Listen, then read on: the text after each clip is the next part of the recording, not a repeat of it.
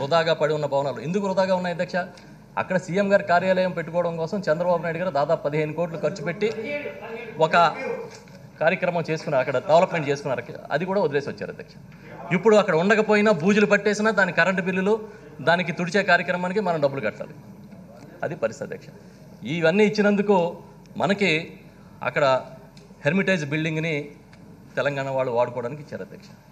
అధ్యక్ష, ఇక్కడ మీరు గమనించాల్సింది ఏంటంటే 5 ఏళ్ల పాటు వాళ్ళు చేసిన నిర్వాకానికి ఇవాళ ప్రత్యేక హోదా స్టేటస్లో సంబంధించి కానీ విభజన చట్టానికి సంబంధించి కానీ ఈ 5 ఏళ్ళు కష్టపడితే తప్ప వాటన్నిటిని పరిష్కరించినంత పరిస్థితిని గౌరవ ముఖ్యమంత్రి, ఆనాటి ముఖ్యమంత్రి చంద్రబాబు నాయుడు గారి హయాంలో క్రియేట్ చేశారని చెప్తా ఉన్నాను అధ్యక్ష.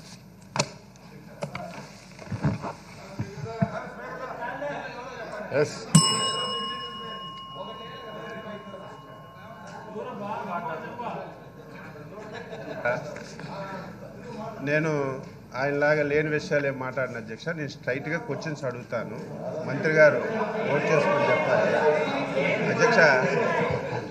అధ్యక్ష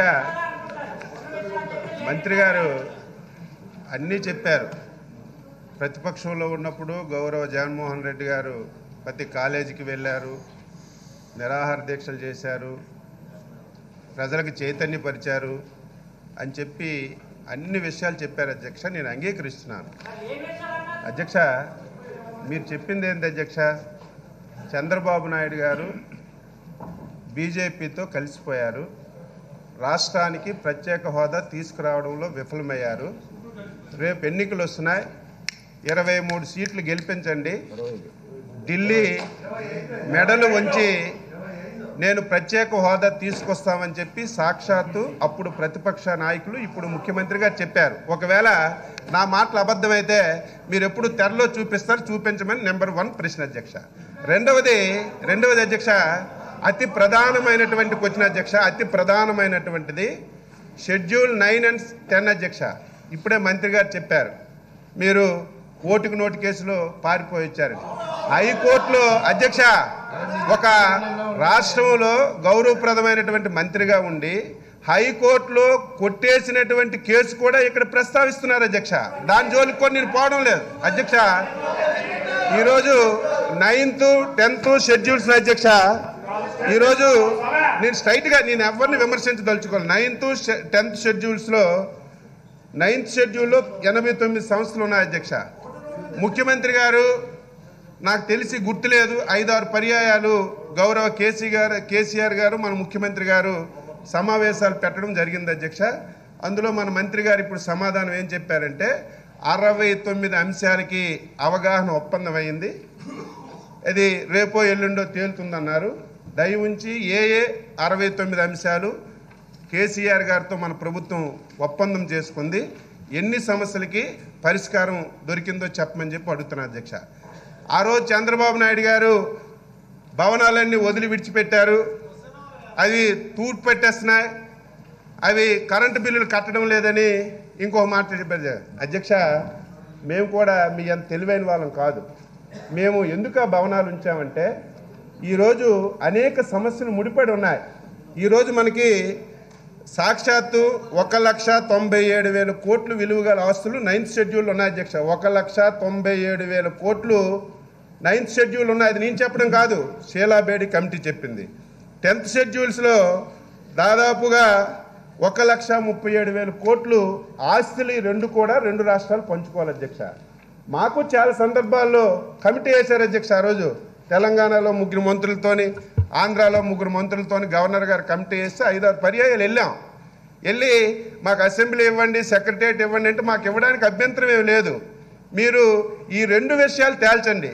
మీరు తేల్చడం లేదు. సాక్షాత్ అధ్యక్ష ఇంకొక మాట, మరి మంత్రి గారి దృష్టికి అధికారులు తెచ్చారో లేదో నాకు తెలియదు కానీ ఈరోజు హైయర్ ఎడ్యుకేషన్ అధ్యక్ష, హైయర్ ఎడ్యుకేషన్లో మనకి డబ్బులు ఇవ్వమని చెప్పి అధ్యక్ష సాక్షాత్తు సుప్రీంకోర్టు అధ్యక్ష ఇమీడియట్గా తెలంగాణలో ఉన్నటువంటి హైయర్ ఎడ్యుకేషన్ డబ్బులన్నీ కూడా ఆంధ్రాకు బదలాయించాలని చెప్పి సుప్రీంకోర్టు చెప్పినా సరే ఆ ప్రభుత్వం వెళ్ళలేదు అధ్యక్ష. ఇవన్నీ చెప్పాం, మీరు అన్నీ మాట్లాడొద్దు, ముందు భవనాలు ఇవ్వమంటే మేము ఎట్టి పరిస్థితుల్లో ఇవ్వము. ఆంధ్రప్రదేశ్ ఆత్మ గౌరవానికి సంబంధించిన విషయం ఇది, మీరు ఇవ్వండి. మీరు మాకు తేల్చండి, హైయర్ ఎడ్యుకేషన్ తేల్చండి. ఈరోజు అధ్యక్ష ఎంత బాధ అనిపించిందంటే సుమారు 300 మంది అధ్యక్ష మన రాష్ట్రానికి చెందినటువంటి విద్యుత్ ఉద్యోగస్తుల అధ్యక్ష ఆఫీస్కి వెళ్తే తలుపులు తీయలేదు, రోడ్ల మీద కూర్చున్నారు. కనీసం ఆ ఉద్యోగస్తులకైనా మీరు లోపలికి తీసుకొని జీతాలు ఇవ్వండి అంటే కనీసం పత్తా చేయలేదు అధ్యక్ష. అంత ఇన్సల్ట్కి గురైతే మీరు మంత్రిగా ముఖ్యమంత్రిగా మీరు అయిన వెంటనే కనీసం శాసనసభలో చర్చించలేదు, కనీసం కొంతమందితో మాట్లాడలేదు. ఫస్ట్ సమావేశంలో మేము భవనాలన్నీ ఇచ్చేస్తున్నామని మీరు చెప్పారు అధ్యక్ష. ఓకే, ఇచ్చేవచ్చు.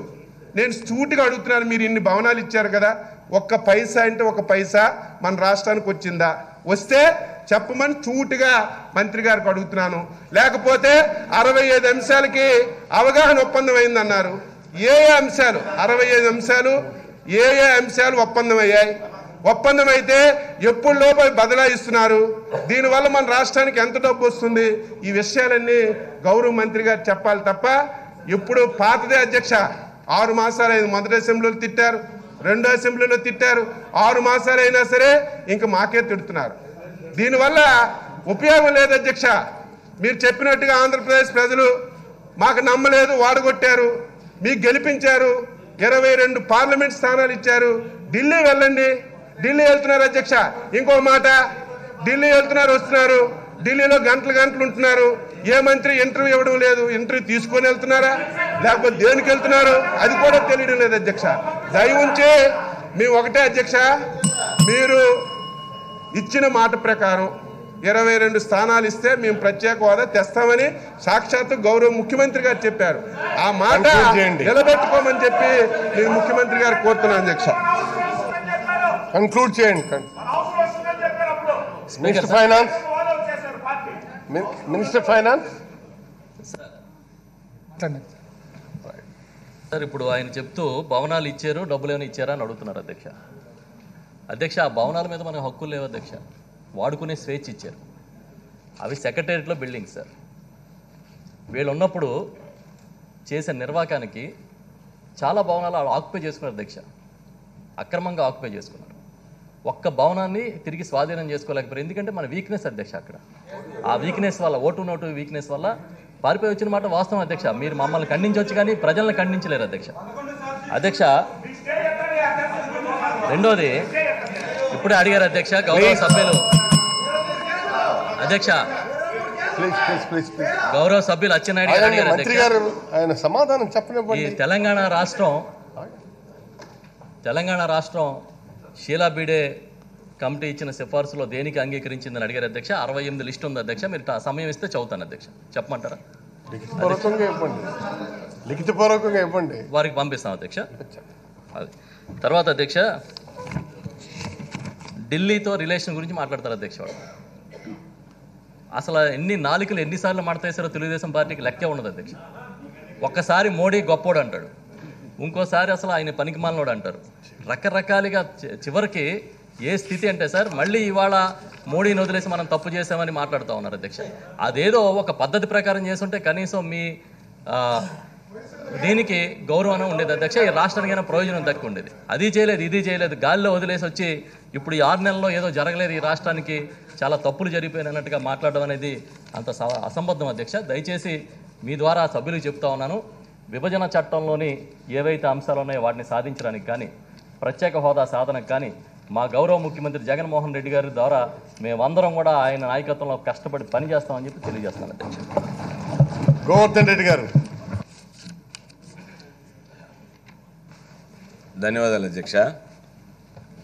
అధ్యక్ష, ప్రధానంగా ఈ ప్రశ్న చూసిన తర్వాత నాకేమనిపిస్తుందంటే, తెలుగుదేశం పార్టీకి సంబంధించినటువంటి సభ్యులు అయ్యా 5 సంవత్సరాల కాలం పాటు మా ముఖ్యమంత్రి గారి అసమర్థత వల్ల, ఆ రోజు పనిచేసినటువంటి వ్యక్తి వల్ల, ఉండండి సార్, అసమర్థత వల్ల మేమేమీ చేయలేకపోయాము. జగన్మోహన్ రెడ్డి గారు 5 నెలల్లోనే ఈ రాష్ట్రానికి సంబంధించి సమర్థవంతంగా పరిపాలిస్తున్నాడు కాబట్టి, సమర్థుడు కాబట్టి ఈ 5 నెలల కాలంలో మీరు ఏమి చేయగలిగారనేటువంటిది అడిగినట్టుగా అనిపిస్తుంది తప్ప 5 సంవత్సరాల కాలం మీరుండి ఏం మాట్లాడతారండి మీరు? ప్రత్యేక హోదా గురించి ఆ పెద్ద ఆమెకి కూర్చున్నటువంటి ప్రతిపక్ష నాయకుడుగా ఉన్నటువంటి వ్యక్తి చెప్తాడు, ప్రత్యేక హోదా ఏమన్నా సంజీవనా, అదేమంటే కోడల మగబిడ్డానికంటే అత్త వద్దంటదా, ఈశాన్య రాష్ట్రాలు ఏమన్నా అభివృద్ధి చెందాయా సార్? ఒక్క విషయం చెప్పాలి, వాళ్ళు చెప్పారు ఇది దేవాలయం అని. సరే, ఇది దేవాలయం అని మేము భావిస్తున్నాం, వాళ్ళు భావిస్తున్నాం లేదు. ఎందుకంటే దేవాలయాల్లో అబద్ధాలు చెప్పరు, ఎవరు అసత్యాలు మాట్లాడరు. ఈరోజు ఇదే అక్కడ ఉన్నటువంటి మనం ఉన్నటువంటి హైదరాబాద్లో ఉన్నటువంటి సభలో మేము వెళ్ళి అయ్యా ప్రత్యేక హోదాని గురించి అడగండి, ప్రత్యేక ప్యాకేజీని గురించి మాట్లాడడం వద్దు అని అంటే ఆ రోజు జగన్మోహన్ రెడ్డి గారు నిలదీస్తే మీరు ఆపండి, ఇది అన్యాయం జరుగుతుంది, ఆంధ్ర రాష్ట్ర ప్రజలకు ప్రత్యేక హోదా లేకపోతానంటే ఇక్కడ ఉన్నటువంటి వాళ్ళు ఏం చెప్పారు అధ్యక్ష ఆ రోజు? మీకు ఏమి తెలుసండి చంద్రబాబు నాయుడు గారి గురించి? ఆయన ఇంటర్నేషనల్ ఫిగరు, ఈ దేశంలో కాకుండా అంతర్జాతీయ స్థాయిలో అనుకున్నటువంటి పలుకుబడి గురించి మీరు అర్థం చేసుకోలేకపోతున్నారు అని ఒకసారి చెప్పారు. పేపర్లో ఏం చూసాం? ఒబామా కూడా వాళ్ళ అబ్బాయి ఫండ్ రైజింగ్ పోయి ఓటు తీసుకుంటే నాన్నగారు బాగున్నారా అని అడిగినారు అనేటువంటిది. అంత స్థాయి, అంత పలకబడి, అంత పరుపత్వం ఉన్నటువంటి మీరు ఈరోజు మొన్న మోడీ గారి దగ్గర ఆ రోజు ఉన్నటువంటి బీజేపీతో మీకు కలిసి పొత్తుగా పెట్టుకున్న తర్వాత, మీరిద్దరు కలిసి ప్రభుత్వాలు ఏర్పాటు చేసుకున్న తర్వాత ఈ 5 సంవత్సరాల కాలంలో మేము చేయలేకపోయాం, సిగ్గుపడుతున్నాం, సిగ్గుతో తలదించుకుంటున్నాం అసెంబ్లీలో అని మాట్లాడాల్సినటువంటి మీరు ఏమి చేశారని చెప్పి ఎదురు దాడి చేసి మీరు చేసినటువంటి పాపాలు ఈరోజు ఆంధ్ర రాష్ట్ర ప్రజల శాపాలుగా మారాయి సార్. ఈరోజు మీరు మాట్లాడుతున్నారు. ఈరోజు నేను అడుగుతున్నా, ఓటు కోట్ల కేసులో మీ స్వార్థ ప్రయోజనాల కోసం రాష్ట్ర ప్రయోజనాలు తాకట్టు పెట్టారా లేదా సమాధానం చెప్పండి. మీరు జరిగిందా లేదా సమాధానం చెప్పండి. మీరు మీ వల్ల రాష్ట్రం అన్యాయం లేదా సమాధానం చెప్పండి. మీరు చేసినటువంటి పాపాలు, మీరు చేసినటువంటి తప్పులు ఒక్కొక్కటిగా ఈరోజు ముఖ్యమంత్రి గారు సరిదిద్దేటువంటి ప్రక్రియలో ఉంటే మీరు వాటిని ఈ రోజు నుంచి ఎందుకు మాట్లాడుతున్నామంటే మేము విన్నాం కాబట్టి, మేము గతంలో శాసనసభ్యుడిగా ఇక్కడ ఉన్నప్పుడు జగన్మోహన్ రెడ్డి గారితో కలిసి మేము పోరాటం చేశాం కాబట్టి రాష్ట్రానికి ఆ రోజు ప్రత్యేక హోదా కావాలన్నాడు. ఈ రోజు ప్రత్యేక హోదా కోసం పోరాడుతున్నాం, రేపు ప్రత్యేక హోదా కోసం పోరాడతాం తప్ప మీలాగా రోజుకొక మాట పూటకొక పెట్టకతో చెప్పి ఈ రోజు రాష్ట్రానికి ప్రత్యేక హోదా రాకుండా పోవడానికి కారణం మీకున్నటువంటి స్వార్థ ప్రయోజనాలు. ఆ రోజు ప్రత్యేక ప్యాకేజీలో పోలవరం కావాలి, పోలవరం ద్వారా నిధులు పెట్టుకోవాలి, లేదా మీరు ఓటు కోట్ల కేసుల నుంచి తప్పించుకోవాలి. దానికోసం మీరు అందరూ కలిసి చేసి ఈరోజు 9th షెడ్యూల్ 10th షెడ్యూల్ గురించి మాట్లాడుతున్నారు. మీరు 9th షెడ్యూల్ 10th షెడ్యూల్ గురించి ఈరోజు మంత్రి గారు చెప్పారు 68 సంస్థలు అప్పగించడానికి సిద్ధంగా ఉన్నా అని చెప్పారు. మీరున్నప్పుడు మీ హయాంలో ఏ రోజునటువంటి ప్రక్రియ జరిగిందా? 9/10/2019లో జరిగినట్టుగా పత్రికలు చూశాం. కాబట్టి ఈరోజు పురోగతి జరుగుతుంది. 5 సంవత్సరాల్లో చేతకాక 5 సంవత్సరాల్లో చేయలేకపోయినటువంటి వాళ్ళు ఈరోజు దొంగ పోరాట దీక్షలు, ధర్మ పోరాట దీక్షలు అని చెప్పి ప్రజలు సముద్రం చేసినటువంటి మీరు ఈరోజు మాట్లాడేటువంటి పరిస్థితి ఉంటే ఇది దుర్మార్గమైనటువంటి పరిస్థితి సార్. కాబట్టి నేను ప్రతిపక్షానికి చెందినటువంటి సభ్యులకు సూచించేది ఏంటంటే ఈరోజు మీరు లాగా సెప్టెంబర్ 7వ తేదీ రాత్రి 2016 మీకు సంబంధించినటువంటి పార్లమెంట్ సభ్యులు అక్కడ ఉన్నటువంటి 2 మంత్రులతో కలిపి రహస్య మంత్రాలు జరిపి అర్ధరాత్రి మీరు ప్రెస్ మీట్ పెట్టి ప్రత్యేక ప్యాకేజీని ఈరోజు